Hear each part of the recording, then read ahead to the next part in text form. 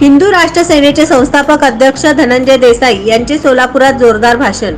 हिंदू राष्ट्र सेनेच्या वतीने कर्णिकनगर क्रीडांगण येथे हिंदू गर्जना सभेचे आयोजन करण्यात आले होते। यावेळी हिंदू राष्ट्र सेनेचे प्रमुख धनंजय पाहिजे साई यांनी कार्यकर्त्यांना मार्गदर्शन करताना यावेळी शहर प्रमुख रवी गुन्हे, शहर संघटक आनंद मुसळे यांच्यासह हिंदू समाज बांधव मोठ्या संख्येने उपस्थित होते।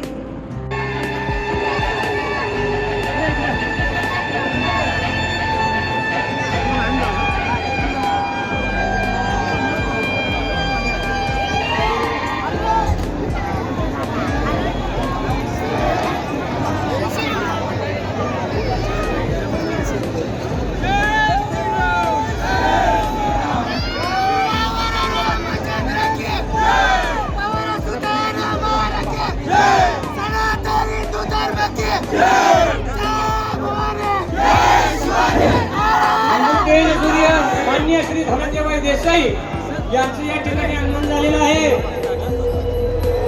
सियावर रामचंद्र की, पवन सुत हनुमान की, भारत माता की जय श्रीराम।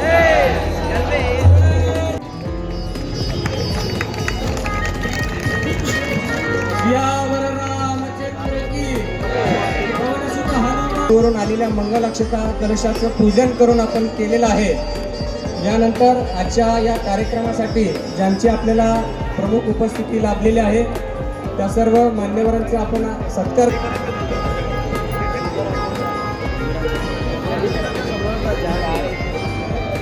या ठिकाणी शास्त्र पारंगत राजनीती धुरंधर प्रौढ प्रताप पुरंदर क्षत्रिय कुलवंश सिंहासनाधीश्वर महाराजाधिराज श्रीमंत यशवंत कीर्तिवंत श्री श्री श्री राजा शिव छत्रपती महाराजांचा राजा शिव छत्रपती महाराजांचा राजा शिव छत्रपती महाराजांचा धर्मवीर छत्रपती श्री संभाजी महाराजांचा जय श्रीराम धर्म की जय।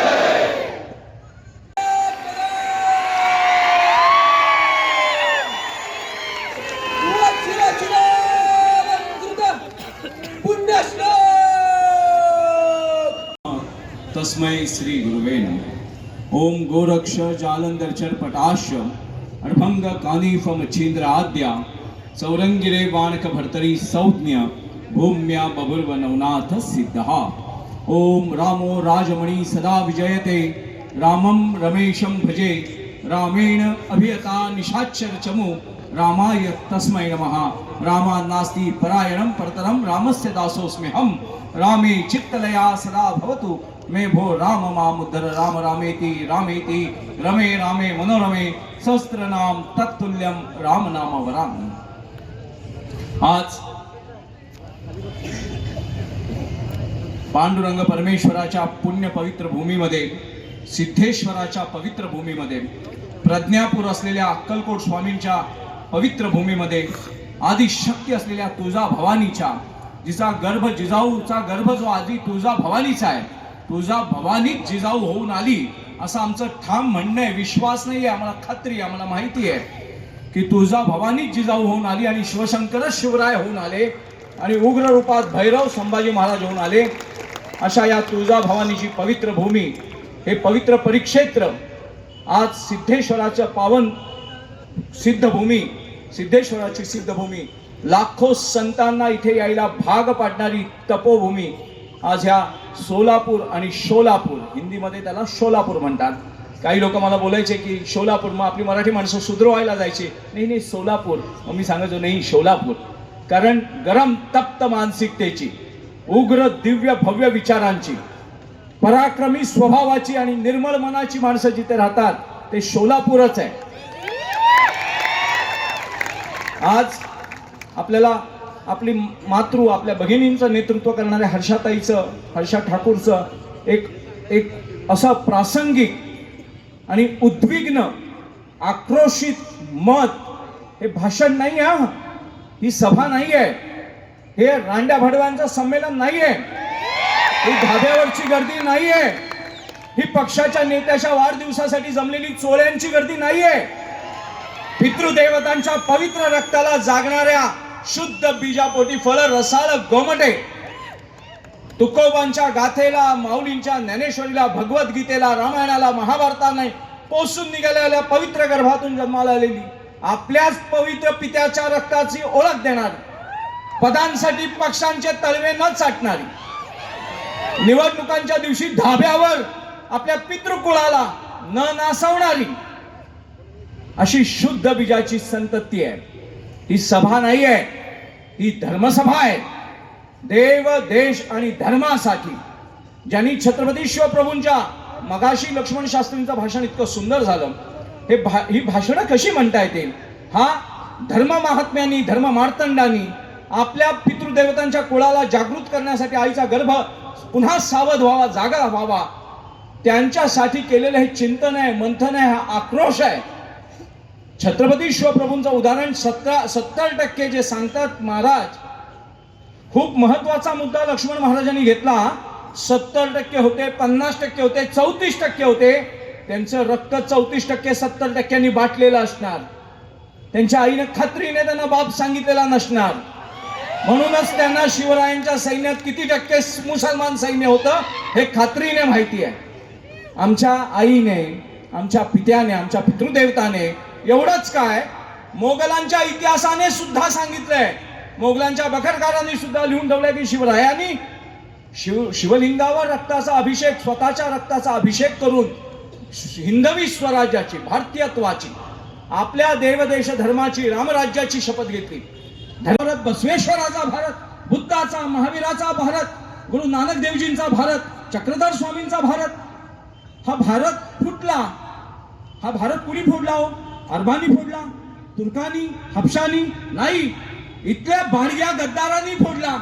आज सुद्धा पाकिस्तानमध्ये 92-93% भाषा ही पंजाबी आणि सिंधी बोलली जाते, पख्तून बोलली जाते.